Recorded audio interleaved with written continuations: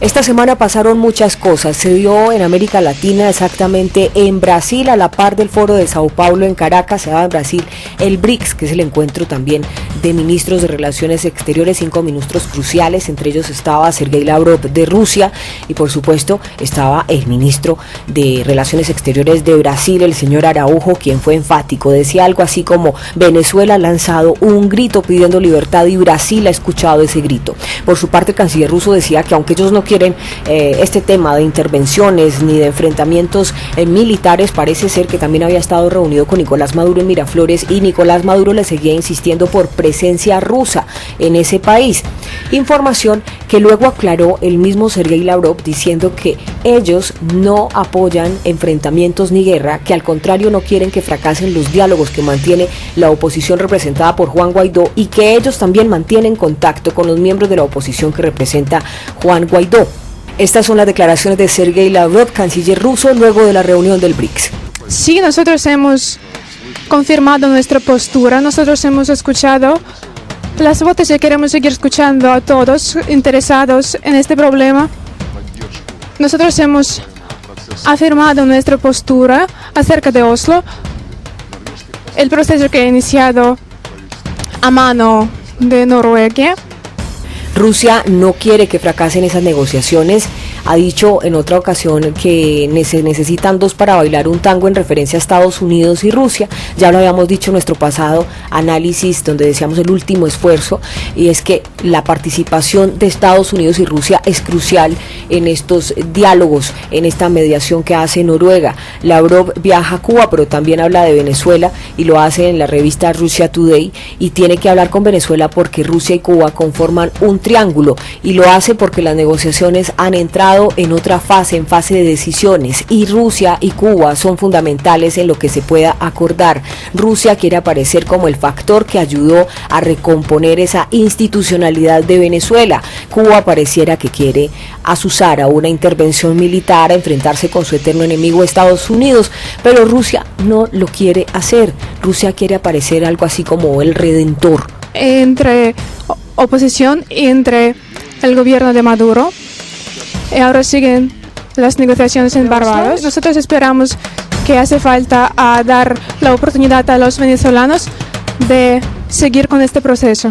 Dice Sergei Lavrov que ellos mantienen contacto con todos los representantes del terreno político del país, tanto del gobierno que ellos siguen reconociendo de Nicolás Maduro como de la oposición que representa en este caso Juan Guaidó. Estoy citando las palabras de Sergei Lavrov, y que se ponen en contacto con Moscú, que son, digamos, inadmisibles sus intentos de solucionar sus problemas provocando una intervención desde el exterior, y que ellos no quieren esa intervención y por eso van a ser partidarios de esa mediación, de ese diálogo con la oposición que representa a Juan Guaidó. También dice Sergei Lavrov que ya ha tenido conversaciones incluso con el grupo de contacto con Federica Mogherini, la que fue, digamos, la jefa actual de la diplomacia europea, pero la que fue también agredida en su momento por Nicolás Maduro, como ya les contábamos en nuestro análisis de Nicolás Maduro está jugando con fuego.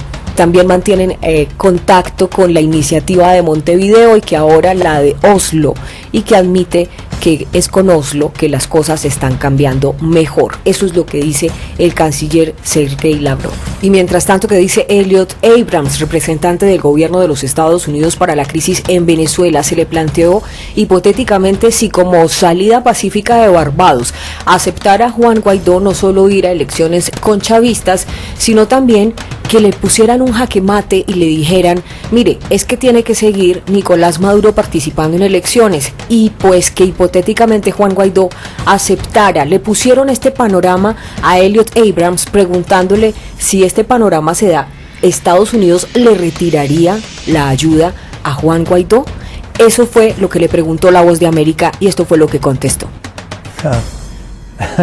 Es casi imposible pensar. Sí, Juan Guaidó decide mañana que va a apoyar a Nicolás Maduro, pero en el mundo real no vamos a hacerlo. Y mientras Estados Unidos y Rusia, en este caso Washington y Moscú, están pensando la mejor salida de los diálogos de Barbados, Nicolás Maduro anuncia nuevos ejercicios militares en la frontera con Colombia. Importante anotar que esta es la reacción del régimen luego de que se reactivara el TIAR, que le daría la posibilidad a Juan Guaidó de solicitar una intervención militar. Estos ejercicios estarán en las fronteras del país venezolano, o sea, con Brasil, con Colombia, y Nicolás Maduro expuso las fechas. Una segunda fase, 28 de julio al 7 de agosto, continúan los ejercicios militares. Tercera fase, ya más prolongada, de combate a profundidad contra los delitos transfronterizos, que va del 7 de agosto hasta el 30 de agosto. Para Estados Unidos, estas son medidas desesperadas. Tenemos éxito con una política de presión económica, presión diplomática, presión política contra el régimen. Y mi impresión es que están sintiendo la presión y que su posición es más débil que antes. Tenemos 55 países en todo el mundo contra el régimen que reconocen a Juan Guaidó como el presidente interino legítimo, y vamos a seguir adelante con nuestra política. Y Nicolás Maduro saludó hasta a los soldados de Colombia. Le envío como comandante en jefe de la Fuerza Armada Nacional Bolivariana, a nombre de todos los militares de Venezuela, un abrazo de hermandad a los militares de Colombia. Unión bolivariana con los militares de Colombia para liberar la patria otra vez de los imperios. Unión militar, militares de Colombia, nuestro saludo bolivariano. Vamos juntos ahora a liberarnos del imperio gringo. Y culpó a Estados Unidos de perpetrar un ataque electromagnético que provocó los apagones de esta semana, los cuales afectaron a más de 20 estados venezolanos. Es el imperialismo norteamericano, desesperado por sus derrotas en Venezuela.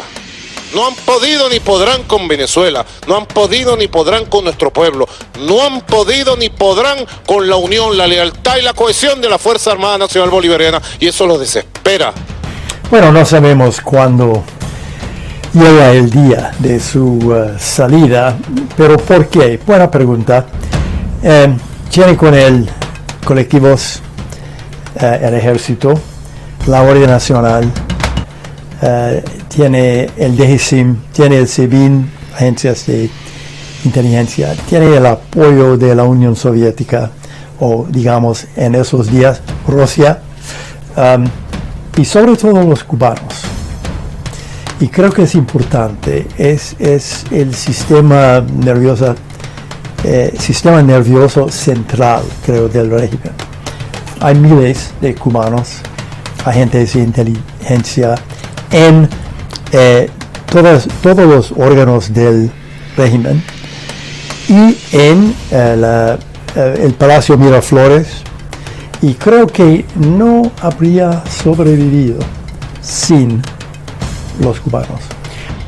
El jefe del régimen también felicitó a la Fuerza Aérea por su actuar en el incidente del 21 de julio en el Mar Caribe, en el que un avión norteamericano fue peligrosamente interceptado por un Sukhoi venezolano. Pues a propósito de ejercicios militares en frontera, ya les habíamos contado que la Fuerza Aérea Norteamericana había ofrecido 15 aviones de guerra F-16 a la Fuerza Aérea Colombiana. En el artículo, Croft aseguró que obtener estas capacidades para Colombia no solo significaría un gran avance en seguridad nacional, sino que mejoraría a su vez las operaciones conjuntas con las fuerzas estadounidenses.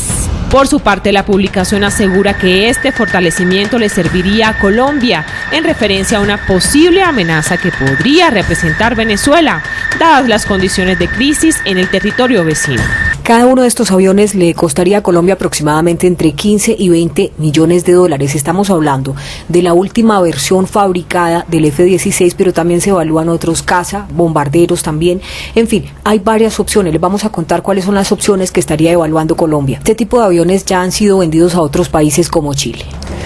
Resulta que estos aviones se los ofrece en una oferta de compra que está analizando muy de cerca la Fuerza Aérea Colombiana. Eso sí, ha sido contundente el presidente Iván Duque que Colombia solo va a comprar armamento que esté de acuerdo a sus necesidades, que no van a caer en provocaciones además de Nicolás Maduro. Aeronaves como SAP Gripen, Eurofighter y F-16 se encuentran en evaluación, proceso que permitirá a la institución presentar recomendaciones para la toma de decisiones. Desde luego que aquí tiene una connotación geopolítica y geoestratégica con el tema de lo que está pasando en Venezuela, y más si lo unimos a hechos últimos que se han presentado, como fue el caso de la interceptación de este avión P-3. El F-16 es fabricado por Estados Unidos y entró en servicio en 1978. Parte, digamos, con la misma edad del Kafir.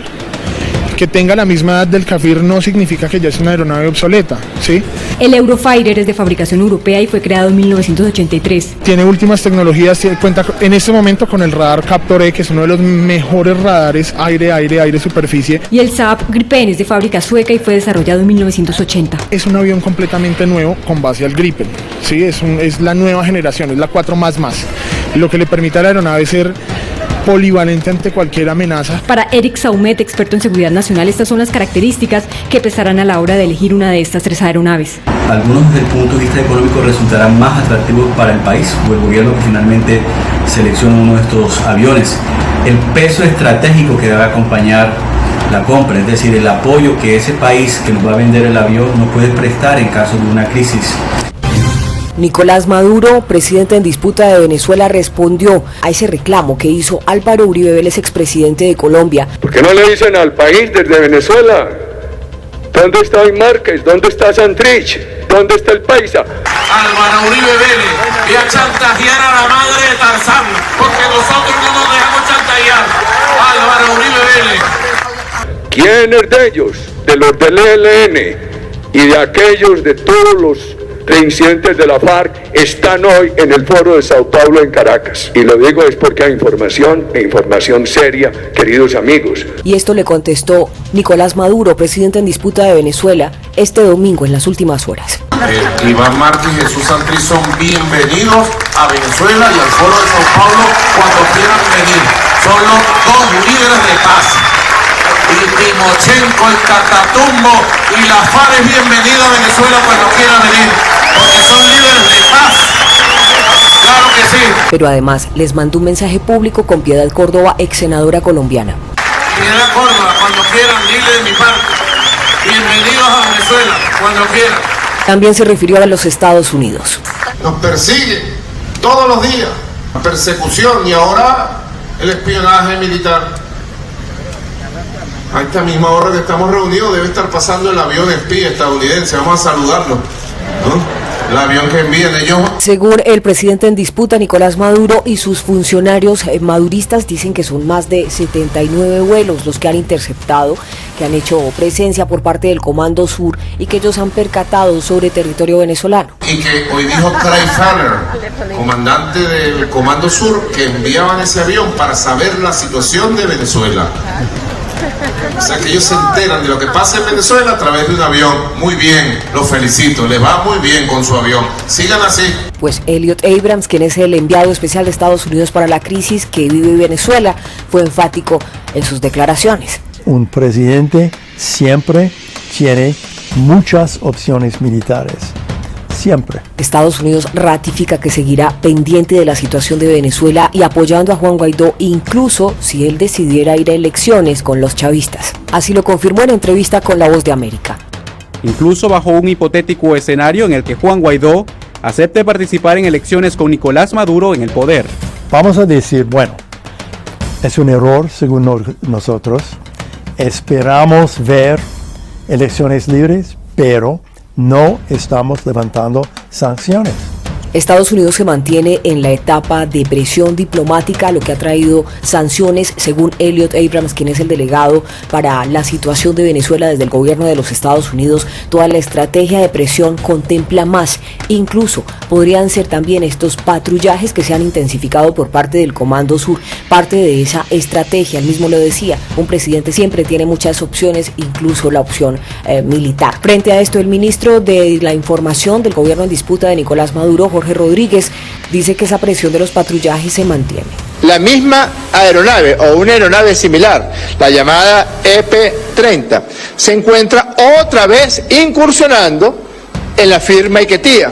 El canciller Jorge Arreaza ha sido enfático en que la fuerza militar bolivariana tiene la instrucción tienen la instrucción de actuar ante cualquier hecho que ellos consideren una amenaza inminente por parte de cualquier ejército del mundo. Sin embargo, el Comando Sur se mantiene firme en que sus patrullajes han estado en aguas internacionales. Elliot Abrams también fue consultado frente a la hipotética situación en la que el avión venezolano, que de alguna manera fue señalado de mantener un comportamiento agresivo contra la aeronave estadounidense, pues en caso hipotético de que hubiera actuado dejando consecuencias funestas, esto es lo que dice Elliot Abrams, cuál hubiera sido la posición de Estados Unidos y cuál sería en caso de que lo hiciera. ¿Qué pasaría si sin la intención, pero debido al peligro, unos norteamericanos habían sido matados? Espero que piensan 2 y 3 y 4 veces, porque ellos no quieren ver la respuesta a la pregunta. Precisamente la diputada de la oposición, Delsa Solórzano, también dio su punto de vista. Fíjate, con relación al tema de los aviones, mi abuela me enseñó que uno no juega con candela porque se puede quemar. Las sanciones son absolutamente individuales. Y son individuales para con aquellos funcionarios que violan derechos humanos. Delsa Solórzano calificó como una provocación por parte del gobierno en disputa de Venezuela contra la aeronave estadounidense. También apoyó las sanciones que ha implementado el gobierno de los Estados Unidos contra algunos funcionarios de este gobierno en disputa, llamado también régimen madurista, no solo de la Dirección de Inteligencia Militar Bolivariana, sino también en las últimas horas aquellas que fueron impuestas a los 2 hijos de Cilia Flores y al hijo de Nicolás Maduro, en una investigación en la que está involucrado el empresario colombiano Alex Saab. En Japón, el presidente Donald Trump, en declaraciones que dio a La Voz de América, dijo que eran 5 estrategias las que tendría Estados Unidos para acabar con el régimen de Nicolás Maduro y sus funcionarios. ¿En cuál de esas fases están? Se le preguntó a Elliot Abrams, representante para la crisis de Venezuela por parte del gobierno de los Estados Unidos. Sobre todo, yo diría presión diplomática y económica contra el régimen. ¿Y a Cuba se le podría hacer concesiones para que retire la ayuda al régimen y se le bajan los bloqueos? Bueno, creo que el presidente mismo ha dicho que vamos a seguir con una política más y más dura contra el régimen en Habana. Pero no tenemos que hacerlo. La concesión quizás sería que vamos a parar los esfuerzos contra Cuba, pero concesiones en el sentido de que si ustedes no apoyan al régimen de Nicolás Maduro, no vamos a presionar para libertad de expresión, libertad de prensa, liberación de presos políticos en Cuba. No, no es así. Como todo el mundo ha visto, estamos incrementando las presiones contra Cuba. Y bueno, lo que es interesante para mí es la reacción cubana, la reacción del régimen castrista. Y es que no están hablando de, bueno, ¿cómo podemos hablar de eso? Quizás podríamos negociar un poco. Nada. Y van a regresar pronto al periodo especial de los años 90, después de la caída de la Unión Soviética. Tuvieron un periodo bastante duro y el rescate era por Hugo Chávez después de, 5 años. Están regresando y no hay Hugo Chávez para ellos hoy día. Pero para los oficiales del régimen, Díaz-Canel, sobre todo Raúl Castro, no les importa, porque ellos no están sufriendo, el pueblo está sufriendo. Ahí confirmaba Elliot Abrams, delegado del gobierno de los Estados Unidos para la crisis en Venezuela, esa posición que nos compartía también el coronel John Marulanda, justamente cuando decía Cuba estaba pasando uno de los momentos más oscuros económicamente y que estaría poniendo la mira en México precisamente para salvarse. Si quiere ver este análisis completo puede buscarnos en YouTube, canal informativo G24. Ahí lo va a tener completico con las imágenes descriptivas y todos los testimonios para que lo entienda mucho mejor. Gracias por estar con nosotros. Somos Informativo G24, no competimos con la inmediatez. Nuestra apuesta es el análisis porque queremos que usted sea su propio analista.